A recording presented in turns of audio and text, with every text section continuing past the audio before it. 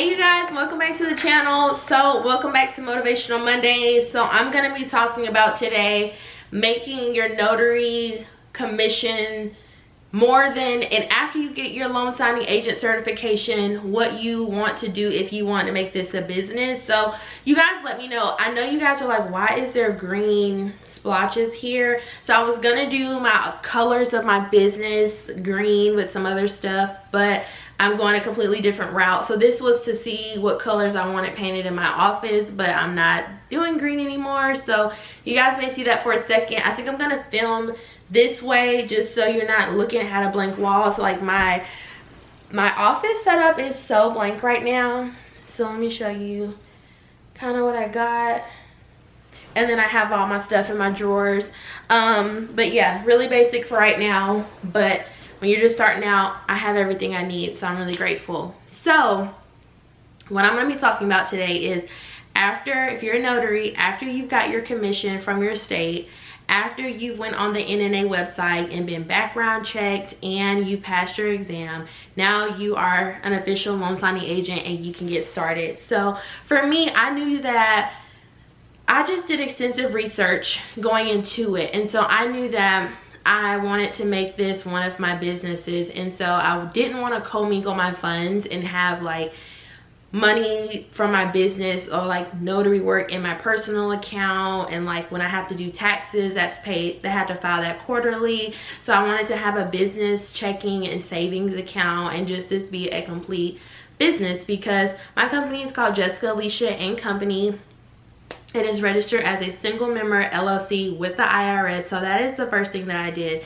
So when I went online, everybody talks about like LegalZoom, but in order to get my LLC, they wanted to charge me like $300 or $400. But after doing extensive research, there was multiple notaries that made this a business that said, do not do that. That is a waste of money. Go to this site and it's free. And so I did, and it completely was. It is legit. It is through the actual IRS website, and I will link it down below. But do not pay to get an EIN. It is completely free. So there's nothing against LegalZoom. LegalZoom, what you're paying for is for them to do the same thing that you're going to do. They're going to go to the IRS website and they're going to put the information in for you. So you are paying for their service. Now, I have heard that they may do a double check to see if your name is taken, but you can also do that as well. You just have to look through the databases. But I also believe, from what the IRS representative told me, had my name been taken, they would have told me. So I did not have any issues when I registered. So you just go to the link, and it is a single member LLC. Now, I did not do an S corp or a corporation just because I don't have any employees under me. I am the sole owner and I'm the only employee for right now for this business, and so I did not need to do that yet. Now, I may in the future as my business grows, but for right now, the single member LLC was all that I needed. So I can call the IRS back and put LLC in my name, but I just like Jessica Alicia and Company. My business name is also going to encompass other businesses that I have coming up. So I'm thinking about doing a DBA name. I am still looking for a CPA, which is the next thing that you need to get. So I'm going to talk about that later, a CPA, but I'm going to want to consult with them about doing a name specifically for my notary business, because DBAs are doing business as, it's a separate name, but it can fall under your LLC. But I just want to see, because when people search me, I want them to be able to know that I'm a notary. If you just search Jessica Alicia and Company, it has it on my Google business page, but I want notary to stand out, and so I'm going to consult with my CPA. But you want to get an EIN. So that also was helpful, because when you sign up for your signing services, they're either going to ask you for your EIN or your your personal tax number. And after doing research, and talking to other notaries, and for myself, I just wasn't comfortable with so many different companies having my personal social security number. So that was also great. And I'm looking down because I have my notes so I don't miss anything for you guys. I next got a business credit card. So that is completely optional, but for me, I wanted to start building business credit because, as I said, I have other ventures that I'm going to go into that are going to require business credit. So I went ahead and got a business credit card.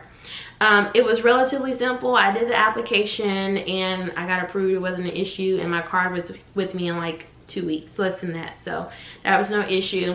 I don't know what they pull from. I don't know if they pull your personal social security or what, but you could again talk with a CPA about that, or like an accountant, but for me, I thought that was important.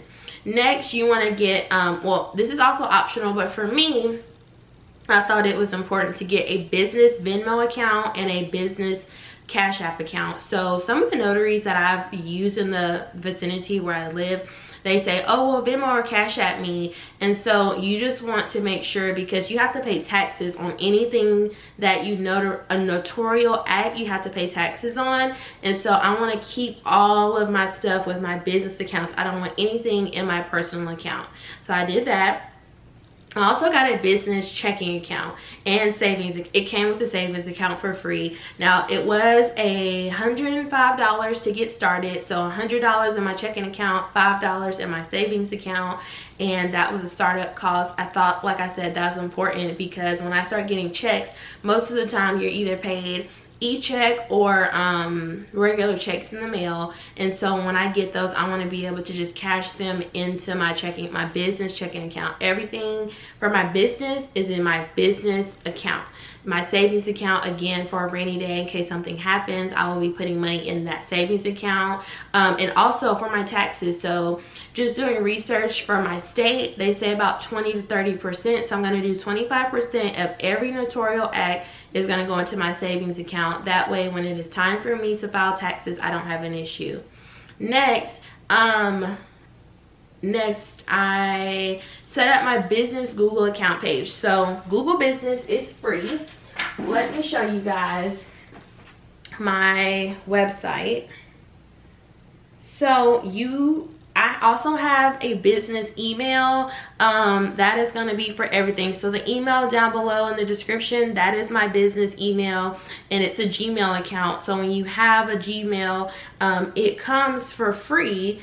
And I was like, I saw it and I was like, I don't think I need it. But instead of me purchasing a website, which I think is like $12, right now this has got the job done for me. And so I have a Google Business account page. So somebody's like, do you have a website? I can send them here. Now, I don't have like updated professional pictures of myself. That is something I'm working towards, but it has everything that they need to know. So this is my page, if you can see.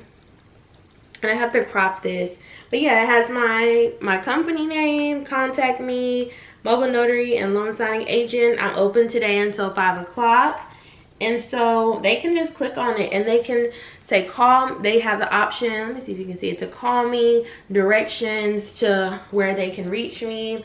And then I just also have in my description like what I do, the type of documents, just a brief run through of the type of documents that I notarize or I have notarized. I have E&O insurance, I'm NNA certified, and my contact information. And then it also has at the bottom my phone number, my address, and my business hours. So that is a really good tool, because some people, I think for some title companies or other business owners, they just want to feel like, are you legitimate? So a website does it for them. Eventually I will purchase a website because when I get my other business ventures going, but for right now, for my notary business, that has done the trick for me. And also you can go on there and like set up like, and they don't have, the only thing about Google Business, I wish that they had more templates for you to choose from and to make it a little bit more customized. But again, it's for free, so you have to take what you can get. So it does a trick and it works great. Next, I went ahead and I opened up a P.O. box. So I went back and forth in my head, because when I knew that I wanted to pursue influencing seriously on social media, I actually had some companies ask me for my address so they can send me stuff, but I'm like, I don't really want to give out my actual home address, but right now I don't have a P.O. box, and so I just never worked with the companies. But when I started my notary business, it just worked out perfectly. So I went through the USPS, my local post office. It is not really expensive. I want to say for like 6 months it was like $80 or something like that. I'll put the actual price in when I edit. But yeah, I have a key. I am contemplating changing after my 6-month lease to UPS, just because UPS, I feel like you get a little bit more. It is like double the price, but you get a text message when you have a package. It's just a little bit more, you pay what you get for, because I've already had some issues with my local post office of like, I've had somebody send me a box, but then they say it's not there, but then 2 days later they magically found it in the bag. So I'm up in the air. I'm gonna see how the rest of these months go, but I will keep you guys posted on that. But that has been super helpful.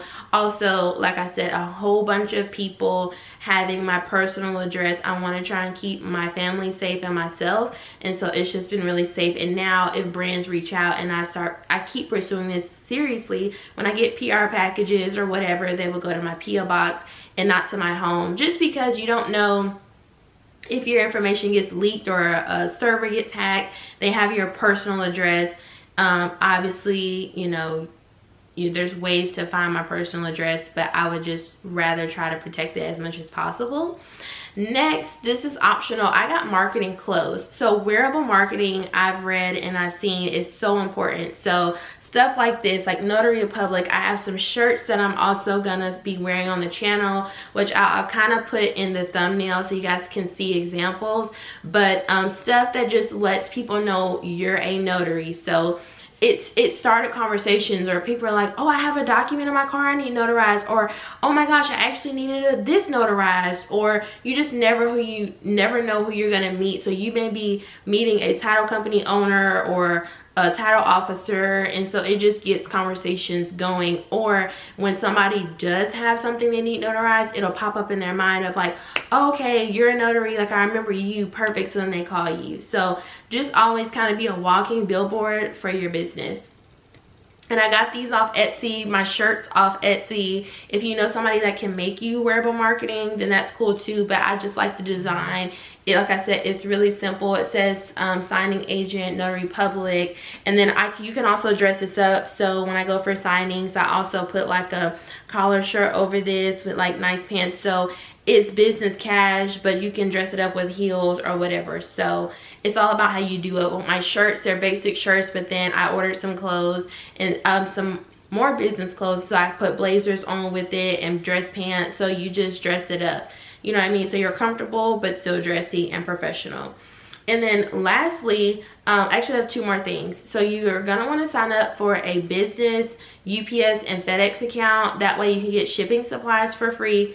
UPS was super easy to set up with, FedEx as well, but I haven't got my package from FedEx yet. But UPS, I set my account up, in like less than a week I had my shipping supplies sent to my home. Because when you go into UPS or FedEx to ship your documents back to the signing company, they'll be like, oh, I can only give you like so many da da da, and they like make excuses.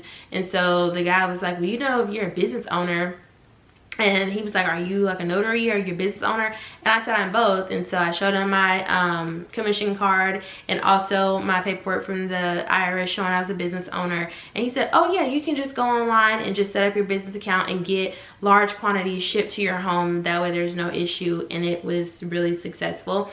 Also, you also get shipping discounts and like discounts on other things. So for FedEx, I know like my shipping discounts are a little bit higher, because like FedEx, what I did like, they called me and they like customized my business needs and then increased my discount rates, which was great. So it just helps kind of cut down on things as a business owner. And then you're also gonna want to get insurance that covers you as a LLC and all your notarial acts. So I went through Byberg, I think that's how you spell it, which I'll put the link down below as well.